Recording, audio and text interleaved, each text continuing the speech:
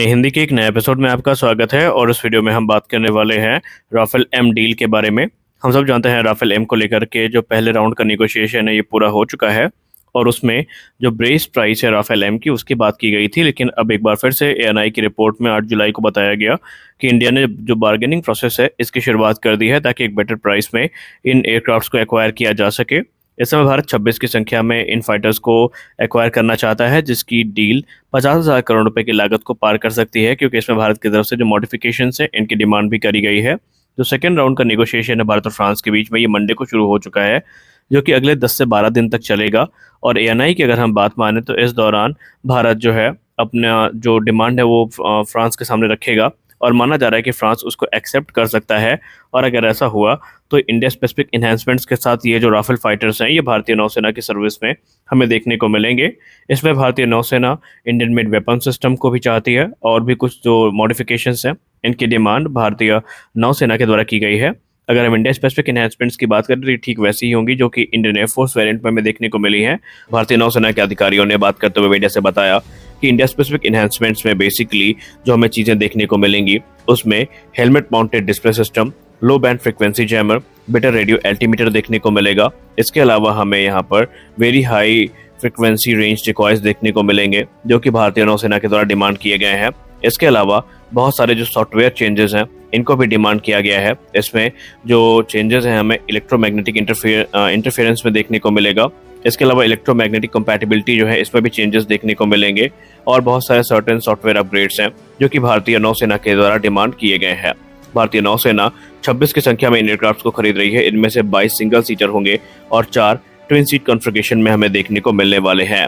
और अगर हम बेस प्राइस की बात करें एयरक्राफ्ट की तो ये लगभग इंडियन एयरफोर्स के जो राफेल हैं उन्हीं के बराबर होने वाली है और ये डील तकरीबन 40,000 से लेकर के 45,000 करोड़ के बीच में होगी। हालांकि 40,000 करोड़ रुपए जो है ये सिर्फ एयरक्राफ्ट की डील है और आगे चल के जो इन्हेंसमेंट्स हैं और इसके अलावा जो मिसाइल्स है दूसरी चीज़ें हैं इनकी कॉस्ट यहाँ पर एडिशनली ऐड होगी।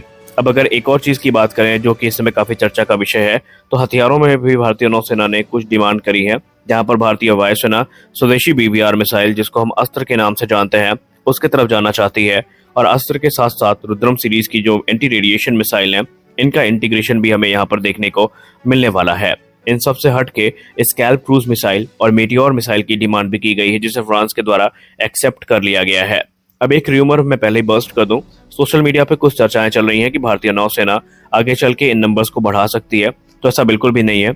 अगर हम राफेल एम के खरीदने के उद्देश्य की बात करें तो ये एक आंतरिक समाधान के तौर पर खरीदे गए हैं। तब तक जब तक कि हमारे पास STATBF नहीं आ जाते हम इन्हीं को ऑपरेट करेंगे और इन्हीं से अपनी रिक्वायरमेंट्स को पूरा करेंगे और इसके बाद कोई भी हमें एडिशनल राफेल एम की जो डील है वो होती दिखाई नहीं पड़ेगी।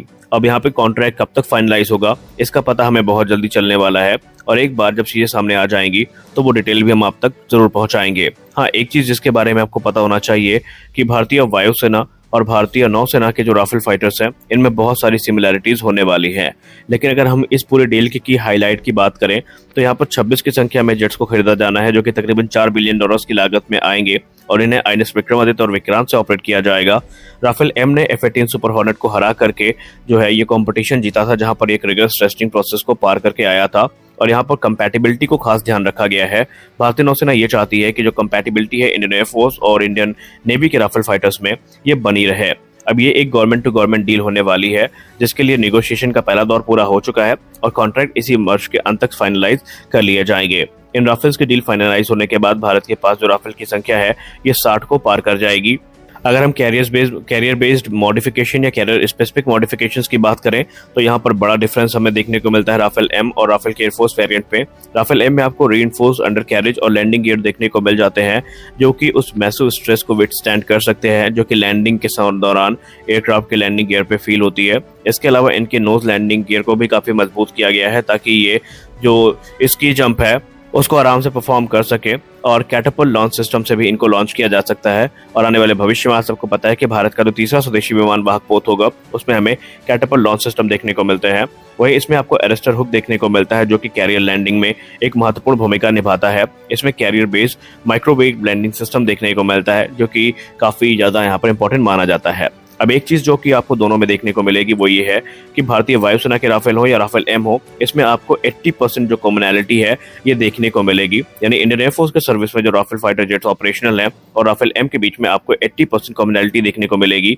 और ये कॉमनैलिटी का सबसे बड़ा बेनिफिट ये होगा कि ये मेंटेनेंस को आसान करेगी, लॉजिस्टिक को आसान करेगी, पायलट ट्रेनिंग को आसान बनाएगी। इसके अलावा जो ओवरऑल ऑपरेटिंग कॉस्ट है ये काफी कम करेंगे। अभी राफेल एम की बात करें तो ये एक ओमनी रोल एयरक्राफ्ट है जो कि air to air, air to ground और रिकॉनेसेंस मिशन को एग्जीक्यूट करने में सक्षम है। और ये अपने साथ wide range of weapon system को कैरी करता है, जिसमें मीटियोर लॉन्ग रेंज की air to air missile, MICA air to air missile, ASM hammer जो कि एयर टू सरफेस मिसाइल है, स्कैल्प क्रूज मिसाइल और एक्सोसेट एंटीशिप मिसाइल्स को ये कैरी करने में सक्षम है। ये एयरक्राफ्ट न्यूक्लियर कैपेबल है, यानी ये न्यूक्लियर मिसाइल्स को भी कैरी करने में सक्षम है। अब अगर हम परफॉर्मेंस की बात करें तो राफेल एम की जो मैक्सिमम स्पीड है ये मैक 1.8 की है, जो कि तकरीबन 2000 किलोमीटर प्रति घंटे की है। सर्विस सीलिंग की बात करें तो राफेल एम की सर्विस सीलिंग 50,000 फीट की है और यहाँ पर एडवांस सेंसर रडार देखने को मिलता है जो कि इनकी सर्च और ट्रैक कैपेबिलिटी को काफी ज्यादा इनहेंस कर देता है। अब एक और इम्पोर्टेंट न्यूज कि ये जो एयरक्राफ्ट है ये हमें देखने को कहाँ मिलेंगे, तो अभी हाल ही में एक रिपोर्ट सामने आई थी 19 जून को, जहां पर यह कंफर्म कर दिया गया था भारतीय नौसेना के द्वारा कि भारतीय नौसेना आईएनएस देगा को राफेल एम फाइटर का होम बेस बनाने वाली है। जी हाँ, जो आईएनएस देगा है लोकेटेड आईएनएस विशाखापट्टनम में, यहाँ पर इसको राफेल का होम बेस बनाया जाएगा और ये काफी इंपॉर्टेंट लोकेशन भी है। और यही से 26 की संख्या में जो राफेल फाइटर्स है इनके स्क्वाड्रन को होस्ट किया जाएगा। डसाल्ट एविएशन और फ्रेंच एरोस्पेस जायंट जो है इस समय ऑलरेडी अपने जो एक्सपर्टीज है ये राफेल एम को लेकर के नेवी के साथ शेयर कर रही है और माना जा रहा है कि नेवी के पायलट्स की जो ट्रेनिंग है ये फ्रांस के एयरक्राफ्ट में कंप्लीट की जाएगी। लेकिन यहाँ पर एक चीज जो आपको जाननी होगी वो ये है कि बात सिर्फ राफेल एम तक सीमित नहीं है। यहाँ पर एमआरएफए को लेकर के भी तमाम चर्चाएं हो रही हैं, जहाँ पर बताया जा रहा है कि एक बार जैसे ही ये जो चीजें हैं फाइनलाइज हो जाएंगी उसके बाद अगला नंबर जो आने वाला है ये सीधा आएगा एमआरएफए का, क्योंकि अब इकलौता ऐसा एयरक्राफ्ट प्रोक्योरमेंट है जो अंडर पेंडिंग है वो है एमआरएफए। और इस समय द प्रिंट के सोर्सेस की बात माने तो भारतीय वायुसेना की तरफ से जो बड़ी गतिविधि है वो देखने को मिली है। और कल ही हमने आपको वीडियो में बताया था कि कैसे एक जो ज्वाइंट कोलैबोरेशन है इसको फॉर्म करने का प्रयास किया जा रहा है ग्रीस के द्वारा। और एक बार जैसे ही ग्रीस और भारत के बीच में सब कुछ सामान्य हो जाता है तो संभावित है कि जो ऑफर है ये टेबल पे रखे जाएंगे। और हम सब जानते हैं कि अगर एमआरएफए हुआ तो राफेल के जीतने के चांसेस 90% से ज्यादा हैं, क्योंकि ऑलरेडी भारतीय वायुसेना ये स्पष्ट कर चुकी है कि नए टाइप के फाइटर एयरक्राफ्ट को लेकर के वो बिल्कुल भी इंटरेस्टेड नहीं है और उन्हें वही फाइटर एयरक्राफ्ट चाहिए जिनके लिए इंफ्रास्ट्रक्चर विकसित हो चुके हैं। तो ऐसे में राफेल के चांसेस सबसे ज्यादा है। अब देखना यह है कि भारत की तरफ से इकट्ठा 114 फाइटर एयरक्राफ्ट की डील को फाइनलाइज किया जाता है या ये एक चरणबद्ध प्रक्रिया में होते हैं, क्योंकि अगर नंबर्स जो है 70 से कम हुए या 80 से कम हुए तो इनकी लोकल मैन्युफैक्चरिंग को लेकर के डसाल्ट एविएशन की तरफ से दिक्कतें हो सकती हैं। क्योंकि ऑलरेडी हम सब जानते हैं कि नितिन गडकरी जी के द्वारा ये कहा गया था बयान में कि नागपुर में राफेल फाइटर्स का निर्माण हो सकता है, लेकिन वो तब होगा जब नंबर रीजनेबल होंगे। कम नंबर्स में डसाल्ट एविएशन ये काम नहीं करने वाली। तो देखते हैं आगे भविष्य में हमें क्या देखने को मिलता है। फिलहाल आज के इस वीडियो में बस इतना ही। आशा करता है ये वीडियो आपको अच्छी लगी होगी। वीडियो अच्छी लगी तो वीडियो को लाइक करिए, नए चैनल को सब्सक्राइब करिए। मिलते हैं अगले वीडियो में, तब तक के लिए जय हिंद।